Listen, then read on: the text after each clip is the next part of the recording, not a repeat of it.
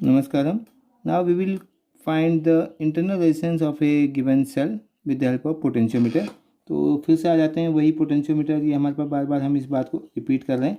A B हमारा potentiometer wire है, ठीक है। एक वायर नहीं है बल्कि 4 से लेकर 10 मीटर तक के वायर हो सकते हैं। तो सर्किट डायग्राम में हम एक ही लाइन में दिखा रहे हैं और ये हमें नोन है और इसको हमने जोड़ दिया है एक ड्राइवर सेल एक्सिलरी सेल की हेल्प से।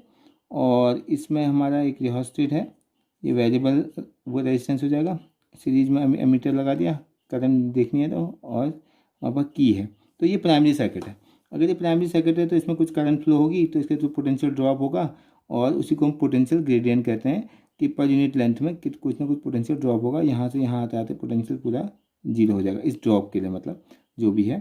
तो ये पॉजिटिव है, नेगेटिव है, इसका EMF ES है मान लेते हैं, इसका रेजिस्टेंस RH है और ये वायर है। वायर का रेजिस्टेंस जो है तो AB है, इसका वायर का रेजिस्टेंस R है। तो I हमें पहले ही पता है, ES upon R plus RH बोला था हमने।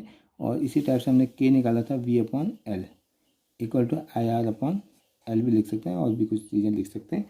तो अब हमारे पास प्रॉब्लम है कि कोई एक सेल है, उसको हमने उसका इंटरनल रेजिस्टेंस निकालना है। तो ये टेस्ट पॉइंट है हमारा। टेस्ट पॉइंट का मतलब हर एक चीज़ जो भी हम चीज़ निकालना है, EMF निकालना हो या दो सेल के EMF का रेशियो निकालना हो, इंटरनल रेजिस्टेंस निकालना हो, हर बार हम कहाँ लगाते हैं, इस A टर्मिनल के साथ जोड़ते हैं। तो हमने सेल लगाया और ये सेल को इसके साथ जोड़ दिया, ठीक है। और इसी के साथ हमने इसके पैरेलल में एक रेजिस्टेंस बॉक्स लगा दिया, ठीक हो गया। और इसमें की भी लगा दी। ये रेजिस्टेंस बॉक्स लगा के इसको गैल्वेनोमीटर के साथ जोड़ के इसका दूसरा एंड जो फ्री है उसको हम जॉकी स्लाइडिंग वायर जो है, स्लाइडिंग कॉन्टैक्ट है, उसके साथ कॉन्टैक्ट में ले आए। अब हमें क्या करना है, जैसे हम स्विच ऑन करेंगे, स्विच ऑन करेंगे तो इसके थ्रू करंट फ्लो होने लग जाएगी, ठीक हो गया। एक करंट तो इसके थ्रू फ्लो हो रही। दूसरा हमारे पास अगर ये हमारा ऑफ है, ये हमारा ऑफ है, हमने स्विच ऑन नहीं किया है, तो करंट क्या होगी, इसके थ्रू फ्लो होगी जॉकी से होते हुए, है ना। और वो नेट EMF के अकॉर्डिंग हमें पता चलेगा करंट क्लॉकवाइज होगी या एंटी क्लॉकवाइज होगी। तो उसके अकॉर्डिंग बैलेंसिंग पॉइंट हमारा कभी वो लेफ्ट साइड में आएगा गैल्वेनोमीटर के, कभी इस एंड में जाएंगे तो राइट साइड में आएगा, और एक पॉइंट इन दोनों के बीच में होगा जहाँ पर वो नल पॉइंट आ जाएगा। मान लेते हैं हमारा इस पॉइंट पर नल पॉइंट आ गया, ये लेंथ है L पॉइंट पर नल लेंथ आ जाएगा, इसका EMF E है। तो हमें पता है कि E is proportional to L, ठीक हो गया। यहाँ तो कोई प्रॉब्लम नहीं, तो इससे हमने निकाल दिया। इसी को लिखते हैं E equal to K into L, equation number 1। इसकी ज़रूरत पड़ भी सकती है या इसकी भी ज़रूरत पड़ सकती है, दोनों एक ही चीज़ हैं। अब हमने क्या किया, देखो इसको ऑफ करने का मतलब यहाँ पर क्या है, कोई करंट फ्लो नहीं हुई, है ना। लेकिन दूसरे केस में हमने क्या करा, उसी सेटअप में अगर हमने यहाँ से इसको ऑन कर दिया, है ना, इसको ऑन कर दिया तो क्या होगा, अब जो है इसको बैलेंस किया, कहीं ना कहीं बैलेंस होगा और बैलेंसिंग पॉइंट हम निकालेंगे। लेकिन अभी के केस में क्या है कि इसके थ्रू करंट फ्लो हो जाएगी अब इसके अंदर, है ना, और यहाँ से भी जा सकती है करंट। लेकिन एक पॉइंट ऐसा आएगा, फिर से हमारा नल वो डिफ्लेक्शन आ गया, नल डिफ्लेक्शन आ गया तो हम फिर से क्या बोलेंगे, अब उसको E ना बोल के V इज प्रोपोर्शनल टू, पहला केस मान लो L1 है, दूसरा V is proportional to L2 बोल दिया हमने। ये फ़र्क क्यों आ रहा है ये देखना है। पहले केस में हमने E लिखा, E इसलिए लिखा क्योंकि पहला जो केस था उसमें हमने बोला था इसका स्विच ऑफ है। स्विच ऑफ होने का मतलब इन्फाइनाइट रेजिस्टेंस है, इसके थ्रू कोई करंट ड्रॉ नहीं हो रही। जब भी सेल से कोई करंट ड्रॉ नहीं होती है उस केस में terminal voltage is called the EMF। ये हमने पढ़ा था ना सेल के केस में, द केस ऑफ सेल हमने बोला था this E equal to V, कब, व्हेन I इक्वल टू 0।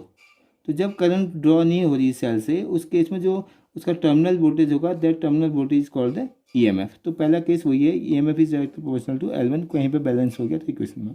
दूसरा केस हमने कोई रजिस्टर यूज़ करा, स्विच ऑन किया, इसमें से कोई ओम निकाला, 2 ओम 4 ओम 6 ओम जो भी है रजिस्टर निकाला। इसका मतलब इसके थ्रू तो करंट फ्लो नहीं हो रही, लेकिन इस सेल के थ्रू करंट फ्लो हो रही, इसके अंदर इस पार्ट में करंट फ्लो हो रही, और इस ओवरऑल यहाँ से करंट फ्लो नहीं हो रही क्योंकि नल डिफ्लेक्शन है, कहीं भी आ रहा होगा, किसी और लेंथ पर आएगा।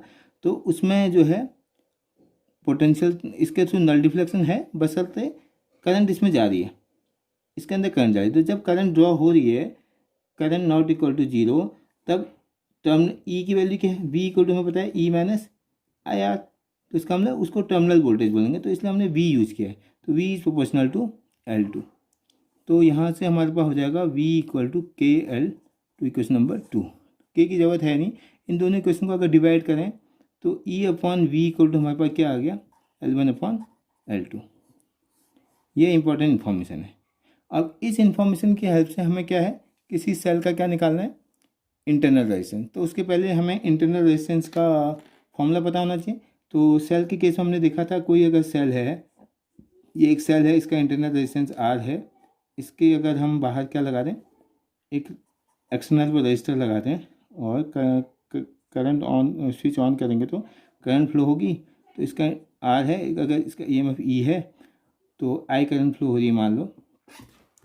तो इस पर किरचॉफ लॉ लगाएंगे तो क्या हो रहा था, किरचॉफ लॉ के अकॉर्डिंग E नेगेटिव से पॉजिटिव आ रहे हैं, माइनस I इंटू आर, क्योंकि ड्रॉप हो रहा है हायर पोटेंशियल से लोअर पोटेंशियल की तरह आई आर, फिर से क्या होता है minus I into R equal to 0। तो आई इक्वल टू हमारे पास हो गया E upon R plus R. ये हमारा क्या था, current drawn from a cell. तो अगर इसी वाले फॉर्मूले में मैं आई को आर से मल्टीप्लाई कर दूँ, आई आर इक्वल टू क्या हो जाएगा वी, ठीक है। तो इसको मैं लिखता हूँ V equal to E R upon R plus R, और वी अपॉन ई भी निकल गया यहाँ से, हमें ई अपॉन वी चाहिए। तो ई अपॉन वी क्या आ जाएगा, इसी फॉर्मूले में देखें तो इसी फॉर्मूले में देखेंगे तो E upon V equal to R plus R upon R. तो ये हम क्या लिख सकते हैं, आर से आर कैंसिल 1 हो गया, 1 इधर आएगा तो क्या होगा -1। तो small R equal to, this will give small R equal to E upon V minus 1 into R. Now we can substitute the value of E upon V, L1 upon L2 here. So we will get R equal to L1 upon L2 minus 1 into R. तो किसी भी cell का हम internal resistance निकाल सकते हैं with the help of potentiometer. L1 upon L2 हमें मिल जाएगा, R हमें पता है कि रेजिस्टेंस बॉक्स से हमने कितना ओम का निकाल रखा है। तो ये हमारा केस हो गया कि कैसे हम पोटेंशियोमीटर की हेल्प से किसी सेल का इंटरनल रेजिस्टेंस निकाल सकते हैं।